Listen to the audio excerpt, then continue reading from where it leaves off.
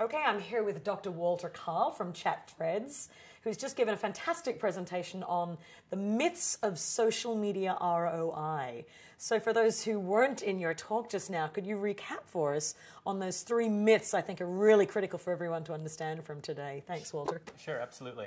So it's important to understand that the three myths, if you buy into them, if you buy into the mentality that kind of undergirds them, the problem is that you cannot properly value the role and the impact of social media. So the first myth is that fans and followers equal social media ROI. And what I call counting fans and counting followers, these are activity metrics. These are activities that consumers take online. And the great thing about social media is that it makes so many things visible. It makes so many numbers convenient that it creates this quantitative fiction. Because you think you have quantitative numbers, you think those quantitative numbers actually mean something. But they really don't. What you really need to focus on is what are your business goals and how are you driving the business goals. And these other things, these quantitative fictions, are actually a distraction. Right, like the difference between counting and measurement, true measurement. That's right. And it really comes down to attribution, to understanding what the impact was of this particular channel or vehicle or initiative in the context of everything else you're doing. The second myth is that we think that you can measure social media in the same way that you can measure traditional television or digital. And the problem with that is traditional television and digital was really designed to focus on direct impact on the audience. I'm going to create a message, I'm going to communicate that message, and that consumers are going to go out, change their perceptions or change their preferences and buy things. And that does happen sometimes. There are those direct effects. But with social, the people who are directly exposed to it, they're not really, to be honest, the real value drivers when it comes to an ROI perspective. It's the sharing behavior and the people in their networks that they're able to influence that really brings value from a brand perspective. And so if you're not measuring what that network amplification is, that sharing behavior, then you're really undervaluing social media. And your third myth? So the third myth is that social media should be measured independently of your other media and marketing channels. And nobody sits in a back room and thinks about this. We're going to measure social media differently or independently of others. It's just that people don't know how, marketers don't know how to measure both above the line and below the line. They don't know how to have a full 360-degree view of all the different ways consumers come into contact with brands and then how those contact points or touch points drive purchase behavior.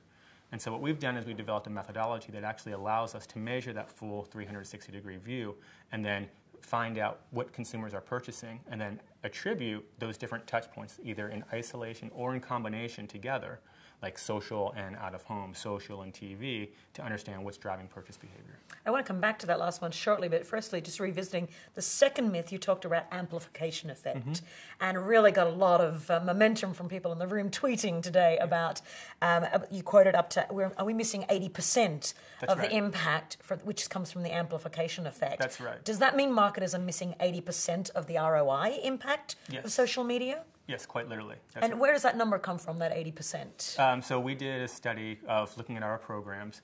We had 5 different categories on 5 different continents, over 30-plus client engagements. And we looked at the number of people who are reached and the ROI that's being driven from those people reached. And that direct group of people who are initially exposed, we call them Generation Zero people. They bring about 20% of the value. But the people they talk to, that next generation, the people they talk to, that second generation, they bring, it can be 75% up to, we've seen 93% of the value. Wow.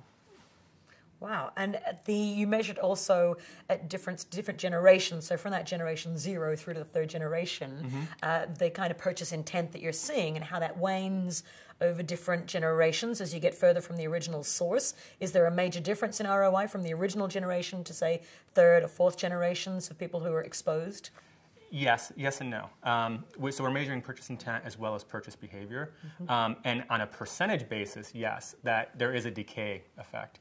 But it's a smaller percentage applied to a much larger pool of people. Right. So that impact from first and second generation is actually greater than it is at the generation 0.